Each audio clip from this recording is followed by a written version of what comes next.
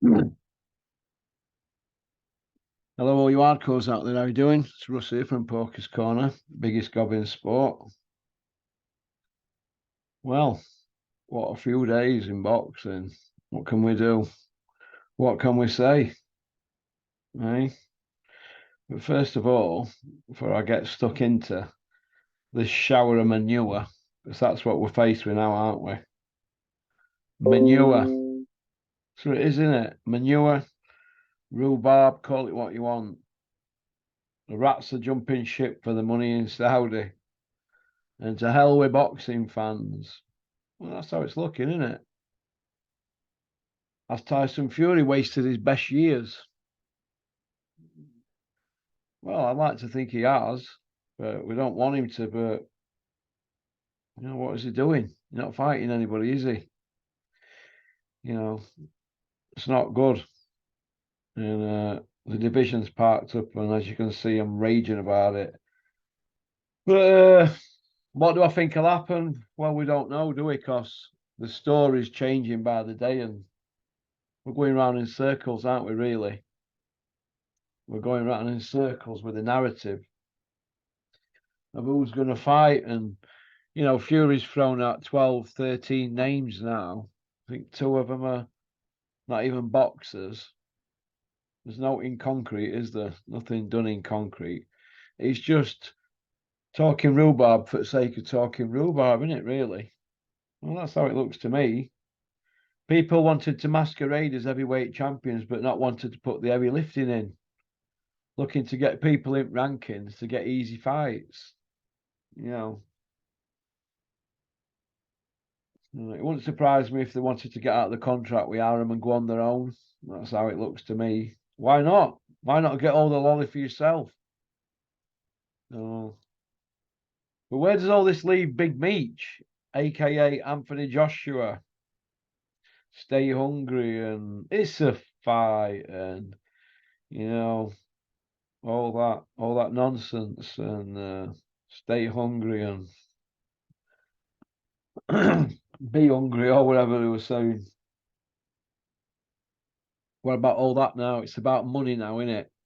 Joshua doesn't want to be a world champion. He wants to pile up as much money as he can. Uh, do we want to see Dylan White and him? Well, we'll take anything at the moment, won't we? We'll even take DeBar and Usyk.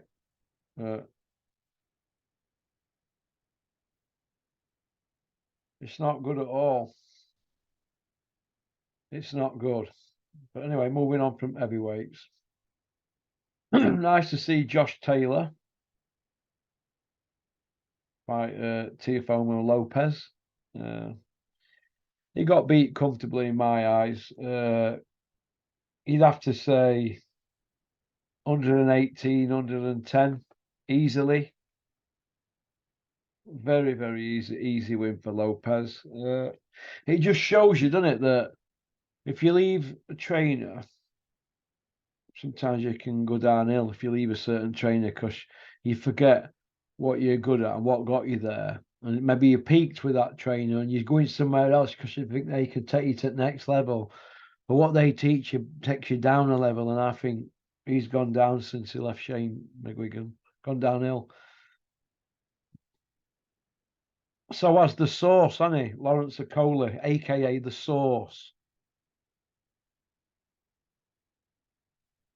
So will Shane McGuigan be laughing about this? No, but you say Shane McGuigan's one of the top 5 trainers, it will, wouldn't you?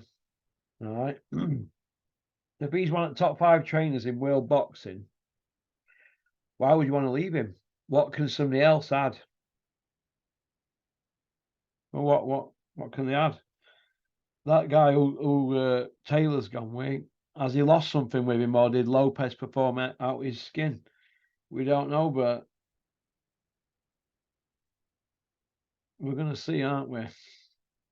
We're going to see. Maybe it's a mixture of both, but he were flying with Shane McGuigan. Then Cattrall took his soul, didn't he, really? Jack Cattrall took Taylor's soul, even though Taylor got the win.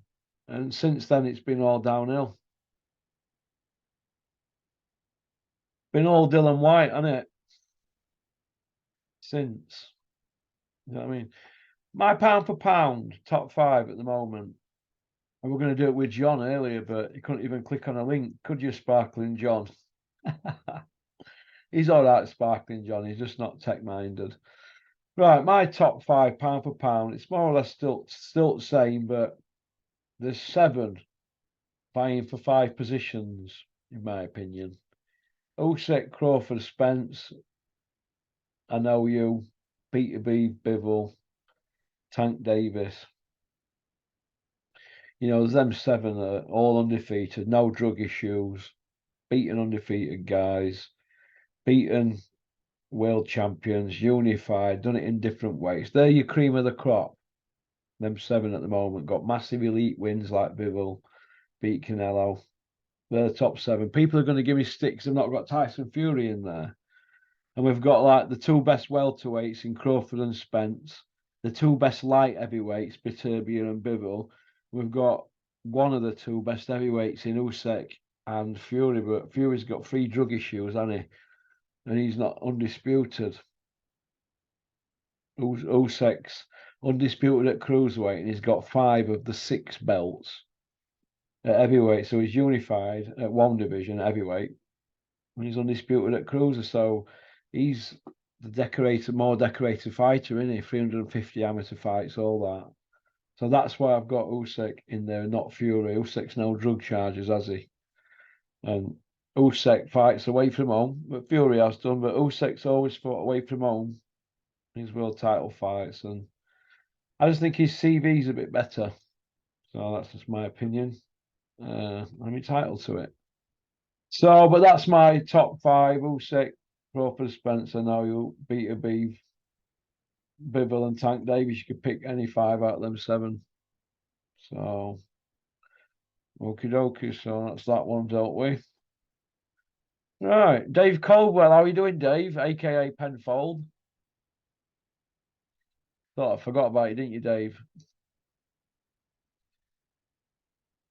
We'll come to you a bit later, Dave. Keep you up for the rest of the show, that won't it, son? Put that one there. Right. Sonny Edwards and Campus. Good little fight, wasn't it? But Sonny Edwards, way too skilled for him, money.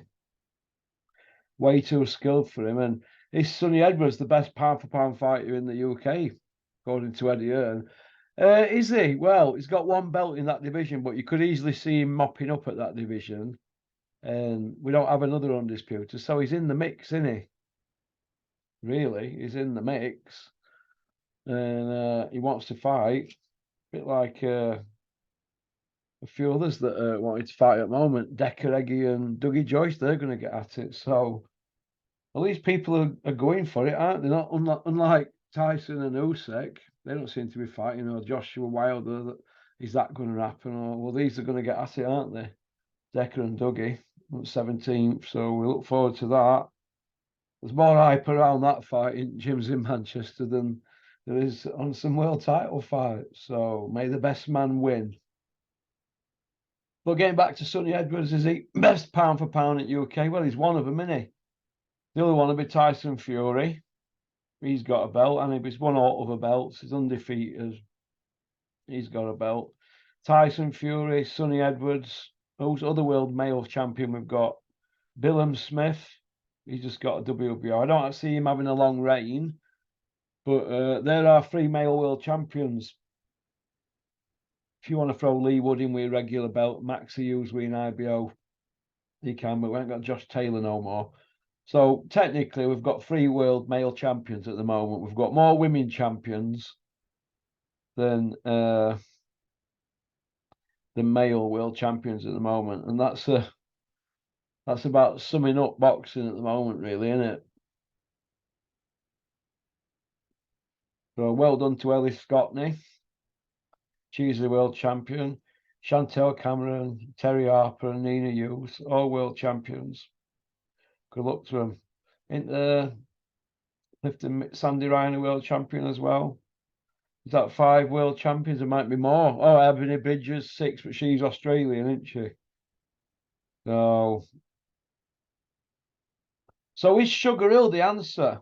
Well, it didn't work out for a Coley, did it? So is Joe McAnally the answer? Well, it didn't work out for Josh Taylor, did it? It worked out for Beefy though, but what he fighting a Buster Flushing Eubank? We don't know, do we? We don't know. But has Josh Taylor lost something since he left Shane and went to obviously Ben Davidson and then Joe McAnally? Has he lost some? Is his mind overloaded with too much information about how to be a boxer? A bit like Joshua, he kept going around all these trainers, didn't he? Instead of doing what were best for him. Should Josh Taylor go back to Shane? Maybe. Maybe, I don't know. Would Shane take him back? We don't know, but this is how I look at it, right? And people always say to me, they're only there because of the dads. Look, Shane McGuigan, right? And Mark Tibbs, their dads are winners, aren't they? Right. And so are them two. They're going to learn off the dads, aren't they? And if the dads are always there in it back going, isn't that good? Because that brings them on. All that knowledge. And they're always in mixers, top trainers, aren't they? Mark Tibbs, Shane McGuigan. There's other top trainers in the country. You can go on forever naming them, can't you? But they're always at top of the game and they get like the champions to train, don't they? And the star names and that. Well, they don't get that without knowing what they're on with. Now, Dylan White left Mark Tibbs. Look what happened. Mark Tibbs knocked the bar back. He didn't like what were around him. Look what's happened. You see what I mean? He's gone to Shane. Then he's gone to Don Charles and Big Malk. Spencer Fearon. So, I don't know. It's about getting the perfect fit in it, but I think the criticism of Shane McGuigan's been a bit harsh. People leaving him because it hasn't always proved the right thing to do, has it? So, will Shane be sat at home smug? Yeah, I don't think he will. I don't think he's that type of kid. He'll have been fetched up with a winner's mentality and they just move on, won't they? So, right, here's a subject I do like to talk about. The Cobra. He's out there in America, Hall of Fame. What about that one then, eh? All you Cobra racers who have been sticking it to me for years. Read them and weep. Read them and weep. Hall of Fame, eh? That's because for all them undefeateds records on his CV, them guys zeros he took, all them Olympians he fought, world champions and Ring Magazine guys, and all them hard fights back to back, it all paid off, didn't it? Top at mountain, looking down. It's like getting an Oscar, isn't it? You know what I mean? So I'm buzzing for him and I'm over at moon. I've raised a glass this afternoon to the Cobra, the legendary, all-time living legend. And I just want to say to my good friend Terry Chappendama, or Terry's Take, Terry, I heard ND Pod, yeah, you had to kneel before the pork, big the Cobra up, but well done for giving the Cobra a big up because he deserves that. Hall of Fame's not to be looked at, not to be sniffed at, is it? The Hall of Fame. I mean, once you get in there, you're set for life, aren't you? Especially with media work. They're already clambering all over the Cobra for media work now. Speaking of clambering all over, what about Big John Fury the movie? Pop, pop, bang! Hey, Big John Fury the movie in talks. Oh my God. Who's going to play Irish champion that he knocked out for £100,000? I wonder how they're going to word that and who's going to play him. You know, that part in the film. That's going to be very interesting, isn't it? Because that'd be like a main part of the film, wouldn't it? You know, John having a fight for £100,000 bare knuckle and knocking the man out. That'd be really good. That I'd be looking forward to seeing who's going to play. That guy. Yeah, be interesting that, wouldn't it? The Gad and Simon Jordan. Did they fill the nappies when Bricktop went on Talksport? Yeah, I think they did. I think they filled the nappies. The pair of them. I don't see the same energy when Eddie Hills goes on there. They set about Eddie Hills, don't they? So let's keep it fair, boys. When Bricktop goes on there, they all go quiet. The guard, you went quiet when Bricktop were on there. What were the matter with your guard?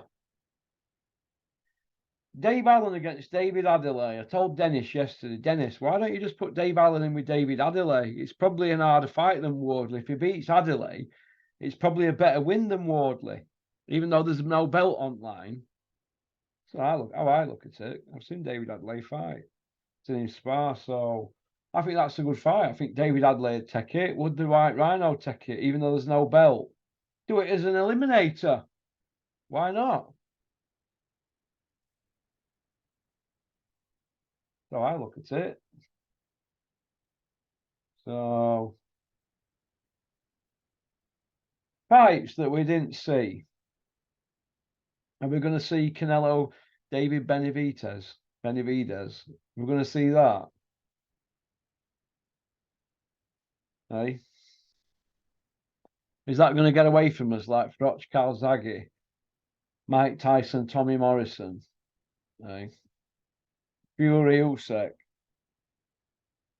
Riddick Bowe, Lennox Lewis, Mike Tyson, Tommy Morrison, all them sort of fights. Is Fury Usyk one going to get away from us? And Canelo, David Benavidez? What about Canelo, Bivol rematch? I don't see the same energy for that one. No, I don't, but we're going to see, aren't we? We're going to see. But somebody were asking me the other day about sparring. What do I know about sparring? But what I do know about sparring is champions. The time they spar, don't they? They try to time it so that they peak, don't they, in the last couple of days, you know what I mean? Or last day if they can. So I always go back to Froch Bute before that fight. He was 166 in his last spar, 166 pounds. And he set about Bob Ashesay. And that's timing, isn't it? That's when you're on it. You know what I mean? When you're on form and peaking. So that's what I want to say about sparring. But there'll be loads of other sparring stories. But the champions try and time it, don't they, to the last couple of days. So I've been told, to peak. But hey ho. So I've got that one in Fit Cobra dinner. Well, we've got to the one where we being with Cobra there being in Hall of Fame. Oh, no, it's all good, isn't it? But it's all good. People having a go at Bricktop in that IFL interview. Eddie and all that lot keep going on about Bricktop saying he's going to if he has to forge a contract or something. I think he was just saying that as a figure of speech because they want to get it done. And Eddie and his little gang on YouTube, all his little Team Eddie, they've all gone other way with it. He's not going to just come out and say anything like that.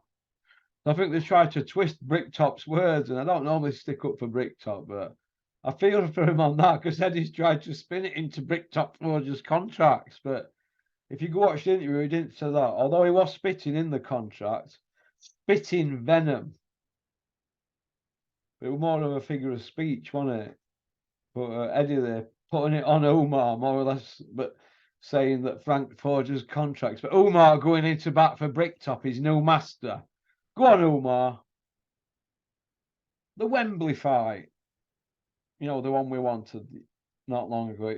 Everybody used to talk, didn't they, about Joshua and Fury or Fury Joshua at Wembley. That were Holy Grail, wasn't it? That's gone now, isn't it? It's Saudi now, isn't it? The Holy Grail. And this is what these people think about boxing fans. Just something for you to think about. I mean, if the Saudi money ain't there, what will happen is they will come out and they will say, "No, we wanted to fight at Wembley all along." But that hasn't been the case, has it, really, for this year? This year looks like it's a bit of a write-off, doesn't it?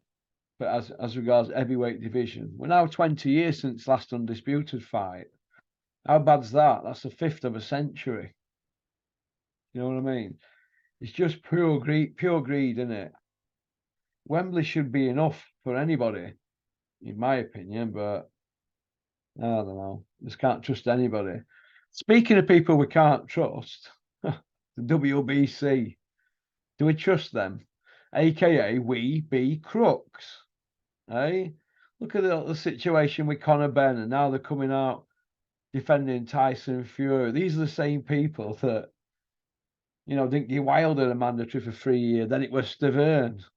Somebody had already beaten before, and we know what happened, don't we, in the second fight? He got lit up, didn't he, at first round? They let Canelo hold the middleweight belt ransom, didn't they, at £155. It's just one catastrophe after another. Didn't they get sued years ago as well? Just the jokers, aren't they? It's up there now with WBA. It's probably the worst two organisations.